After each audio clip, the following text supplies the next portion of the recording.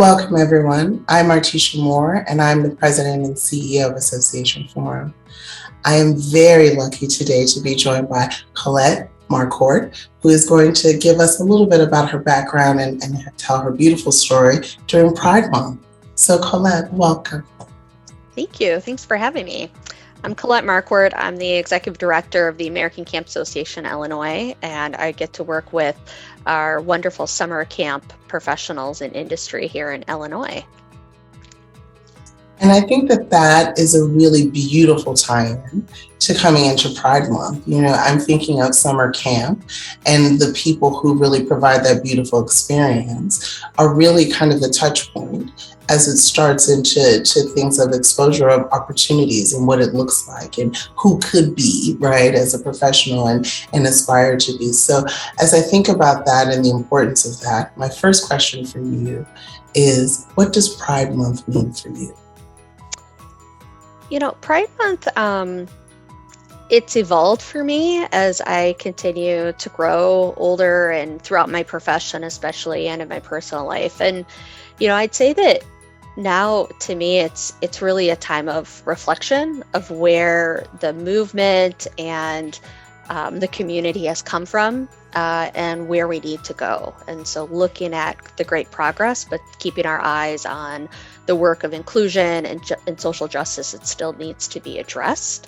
And it's an opportunity for our folks in the community who don't live in safe spaces or don't work in safe spaces or are questioning their own identities and who they are, to also see very visually examples and role models, because that wasn't always the case. You know, there was a long history of not really being able to see yourself reflected, and so I think that Pride offers that opportunity. I agree. I think as an ally, it also gives me a focal point to be able to really kind of deepen my learning. But I like that part of the reflection, especially as we really understand that we're still in a time where we've come so far, but yet we still have far to go and still have lessons to learn, which I think is really important. So thank you for saying that, because I do think that we have a journey to get to a truly inclusive, truly supportive and equitable world. But we're going, right? We're getting a little bit closer each time. So as I think about the power of associations, I've been in the industry for over 2 decades at this point. As I look at the work that we do, I think how powerful we are as a collective, right? And in Chicago and the Association Forum. I'd like to hear from you, how can the association industry become more inclusive? That's a really good question. I think we can continue to role model our value system as associations. I think oftentimes industries look to associations, right, to know the direction that we need to move and are seeking advice. And if they don't have the answer, right, whether it's about inclusion or about your particular field, right, they look to us for help, for answers, and for support. And when we're talking about inclusion, simply role modeling, I believe, makes a huge difference. So if we say we are unapologetically inclusive, we unapologetically support LGBTQ people and communities and rights, and you know, that's sending a message to the industries that we're working with and to these workplaces. And when people spend a third of their life in their workplace, you know, those spaces need to be safe. And everybody thrives when industry thrives, right?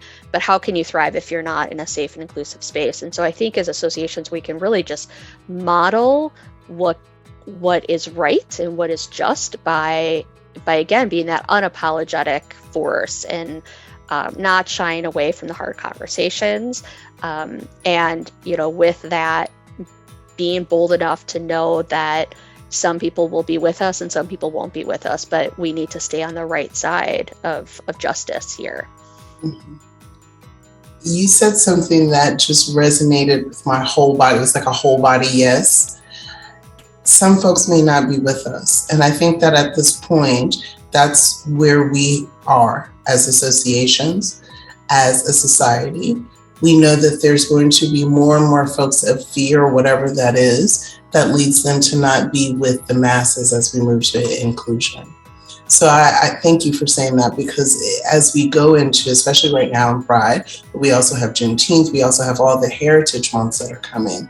We are all, making good trouble.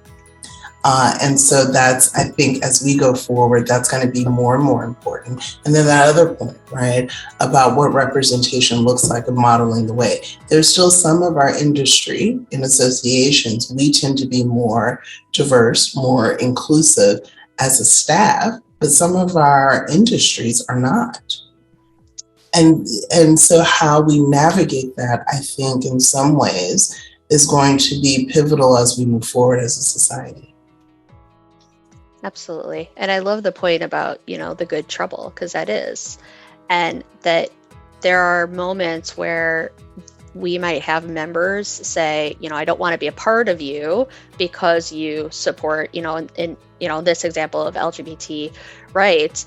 And, but, when we look at the way that social justice movements have worked, and what we're seeing now with Gen Zs, with millennials, even with Gen Xs, and these decision makers coming to the table, that we might lose one person over here, but there's these people in the wings that are looking for value-based organizations that truly and authentically live their values, and are not putting the profits first, but the people first. And if we put the people first, the people will come, right? And then that's where, when we look at business models and organizational structure and support and resources, right, those things come when we bring in the people. But how can we continue to bring in the people if we don't really make it an inclusive space? Exactly. And I think, as you said that, I think for all of us that are trying to figure out what engagement looks like moving forward, it is going to be this whole representation, but also alignment from a bigger societal piece. So again, I think that what you've brought forward today is the seeds that we're planting across our profession that really will amplify in so many industries globally, right, to be able to get there. So I'm hopeful. You mentioned something that made me think of my last question here. We're always I have little images up in my office and at home of people who are deeply admired to remind me of what it is that I do and why I fight this fight. So the question that I have for you, Colette, is, who do you look up to? Who do you admire? Who are your heroes? I have a group of mentors throughout my career that I've really continued to look up to. And,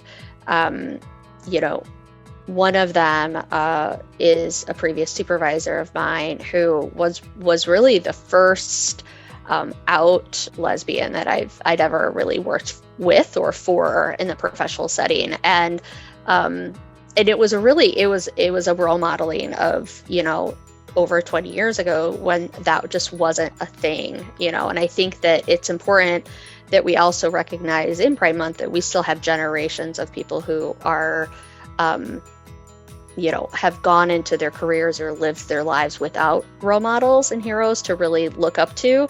And so looking, I see those folks as the people who I really do think are very heroic in that they pushed forward a lot of this work in a time that, they were getting fired for being out, or they'd be fired for just looking, gay or lesbian, right? Like if they had, short hair and they were a woman, that's not, we can't have that in our organization or our company. And so I think that really speaks to me, is just these generations of people that have fought for these pieces. It's also what drives me too, is that, another hero of mine worked in the camp industry to make LGBT inclusion a thing, and that was in the 90s. And I think about that she worked for 50 years to do all sorts of great advocacy work, and that that work, like we were talking earlier, it's like little steps, and there is hope because we can look back to see where we've come, but also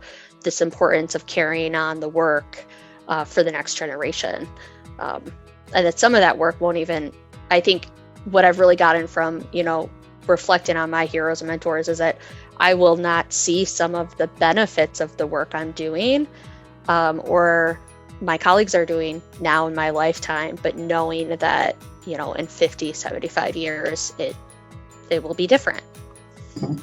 That's exactly it. And I think in some aspect, the beauty of things like technology in this kind of Moore's law that it's kind of keep doubling over time until it explodes, I guess. But as we think about that, one of the things that I love about today versus, again, been doing this for a few decades at this point,